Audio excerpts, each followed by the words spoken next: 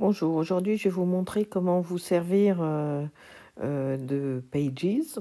Bon, moi je vais dire Page, hein, le traitement de texte qui est installé de façon native sur l'iPad.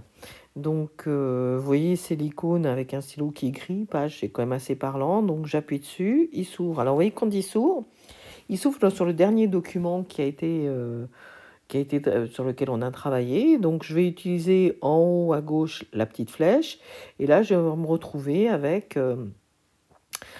les différentes possibilités. Alors, oui, moi, je vais créer un document. J'appuie sur créer un document. Alors, vous voyez que par défaut, il propose énormément, hein, donc standard, des rapports, des livres au format paysage, portrait, des lettres, des CV, des prospectus, des cartes. Et alors, d'ailleurs, ce genre de choses, ça correspond un petit peu, c'est un peu le même fonctionnement, hein. Ce sont des modèles qu'on va prendre un petit peu comme Canva, et puis après, on va les personnaliser. Nous, on va faire un vrai traitement de texte, donc on va prendre standard vierge, voilà. Et puis, bon, je tape mon texte. Voilà. Hop. Donc, il est tapé. Je peux aller à la ligne en utilisant sur le clavier la flèche qui me permet d'aller à la ligne. Vous avez vu que comme j'ai mis un point, il s'est mis obligatoirement en majuscule pour mettre une majuscule à la phrase suivante. Donc, voilà. Alors, je vais vous montrer d'abord ce qu'il y a en haut comme possibilité. Alors, donc on a déjà vu la flèche pour retourner en arrière. Là, ce petit bouton-là, il vous permet d'avoir différentes possibilités, hein, notamment masquer la règle, afficher le nombre, présentation là en double page, bon, vous voyez, des choses assez basiques.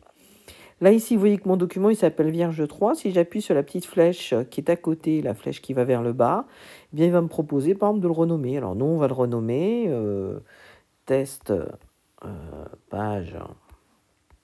Alors, comme j'en ai déjà fait plusieurs, je l'appelais 4. Voilà. Et puis, c'est bon, il est renommé. Mais je peux aussi, vous voyez, le déplacer, l'exporter, l'imprimer, et voir les options du document. Voilà. Donc, je vais regarder quand même ce qu'il y a en haut pour vous montrer. Donc, je suis ici, je vais à la ligne et je peux insérer. Alors, la première icône est assez parlante, c'est pour insérer une table des matières, mais généralement sur un texte, on n'a pas vraiment besoin. C'est quand on écrit un livre, mais je crois qu'on n'en est pas encore là. Je peux insérer, alors les icônes sont vraiment parlantes, hein, soit un tableau, soit un graphique, soit des formes. Alors, les formes, vous allez voir, c'est très très riche, soit une image. Donc, il y a quand même beaucoup de possibilités. Alors, j'ai oublié de vous dire. Mais vous voyez que là, je me suis mis dans le format paysage. Si je me suis en format portrait, j'ai beaucoup moins de menus, d'options de menus qui apparaissent. Donc, c'est plus facile quand même de se mettre au format paysage pour pouvoir avoir toutes ces icônes. Alors, je vous montre par exemple, on va insérer un tableau. Alors, vous voyez qu'il suffit de faire défiler. Il y a beaucoup de types de tableaux différents, hein, voilà. Donc, on va mettre un tableau comme ça, hop, et il apparaît. Donc, si je veux, par exemple, vous voyez là, j'ai sélectionné toute une colonne, je peux supprimer et j'ai une ligne en moins.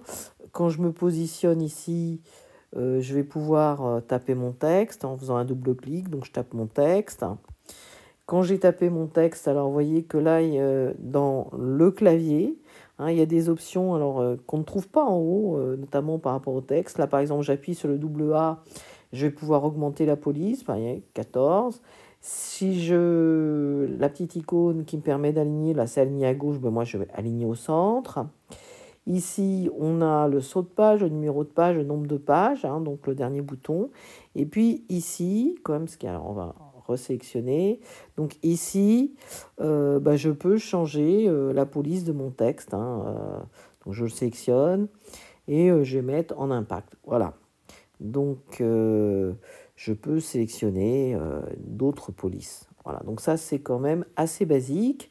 Alors, là, vous voyez, je peux me positionner et taper mon texte sans aucun problème. Voilà. Donc, hop, quand je sélectionne tout le tableau,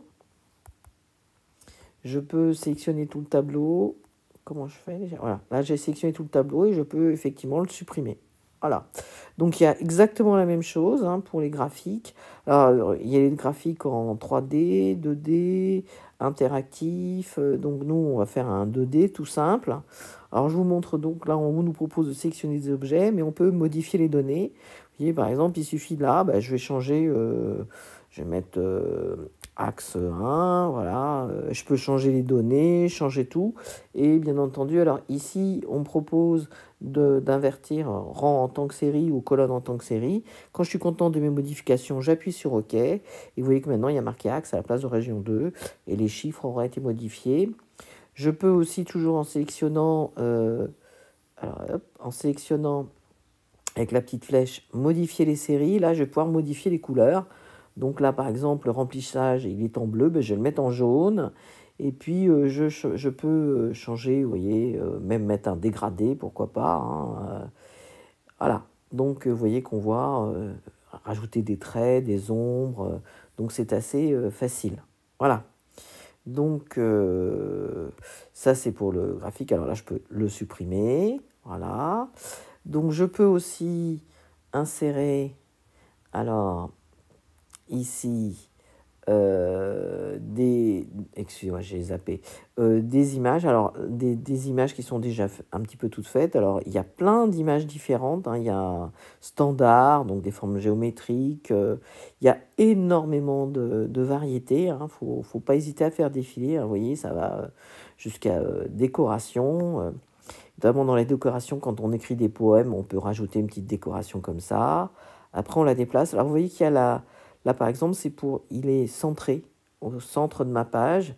Et puis, je peux le faire bouger comme ça. S'il est comme ça, hop, ici, centré. Voilà, vous voyez la grille. Donc, et puis, je peux aussi, je vais me positionner ici. Alors, bien entendu, en le sélectionnant, je peux le supprimer. Je peux modifier le format, etc. Donc, je peux donc insérer des photos, des vidéos. Alors, je crois qu'on va aller chercher une photo. Voilà, là, c'est une capture d'écran. Il suffit de le sélectionner, puis voilà, ça arrive. Et pareil, je peux supprimer ce que j'ai rajouté. Donc, je peux aussi prendre une photo avec l'appareil photo, un enregistrement audio. Vous voyez, donc il y a vraiment beaucoup de possibilités. Voilà. Une fois que je suis contente de mon texte, hein, et qu'il est fini, je peux bien entendu, alors c'est l'icône suivante, alors j'ai quand même oublié de vous montrer une petite possibilité, je vais réinsérer une image, voilà, cette image-là.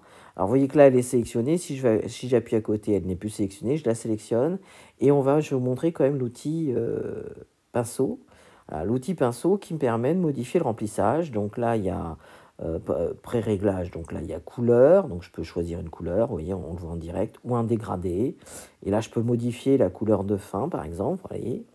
Donc c'est très facile d'utilisation, je peux mettre un angle, et puis je peux rajouter une bordure. Alors on va mettre là, c'est une bordure noire, ben, je vais mettre une bordure, pourquoi pas rouge, et je peux aussi augmenter la taille de la bordure pour qu'elle soit plus, je peux rajouter une ombre. Alors, il n'y a pas un choix phénoménal d'ombre, mais quand même l'essentiel.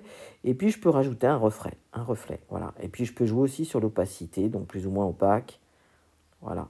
Donc, plus ou moins transparent. Donc, quand je suis à 100%, on voit rien derrière. Voilà, donc l'image, j'ai oublié de vous montrer, on peut jouer aussi sur la disposition. Donc, conserver les proportions, faire pivoter. Alors, je vous montre, hein, on peut modifier l'image, voilà. On peut l'agrandir, voilà. Donc c'est quand même très facile d'utilisation et toujours pareil, j'appuie dessus, je peux supprimer. Voilà. Donc il y a alors la dernière icône en haut à droite, si j'appuie dessus, elle me met en lecture simple, c'est-à-dire que je ne peux plus modifier. Il suffit de rappuyer sur modifier pour pouvoir modifier mon texte.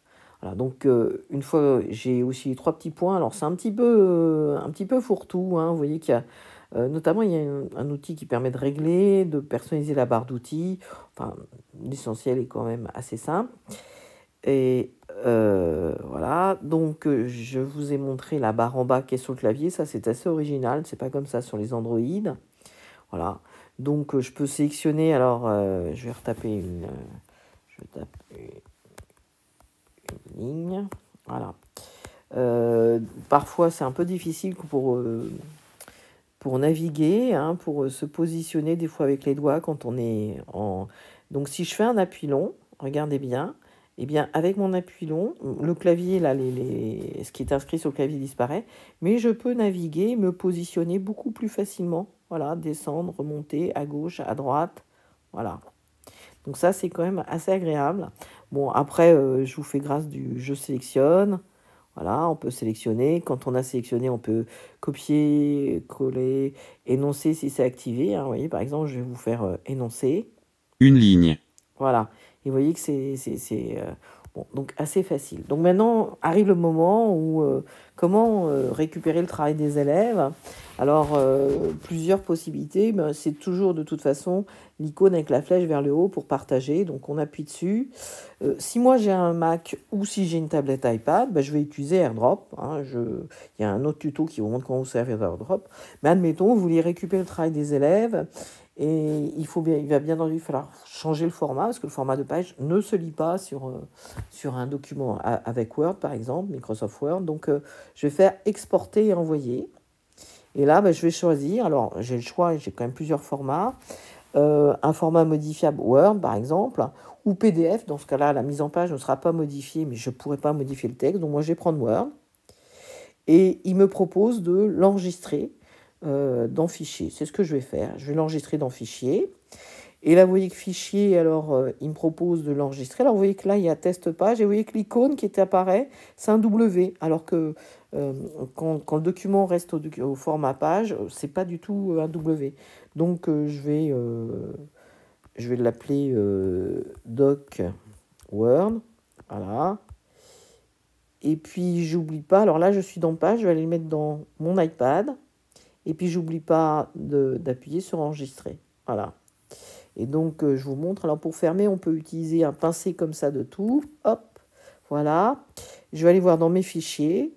Je vais aller dans mon iPad. Et vous voyez que je vois bien le Doc Word ici. Donc, après, si je fais un appui, je vais pouvoir le renommer, le compresser, le dupliquer, le partager, etc., etc. Donc, assez facile. Et même le supprimer. Voilà, je crois que je vous ai montré l'essentiel.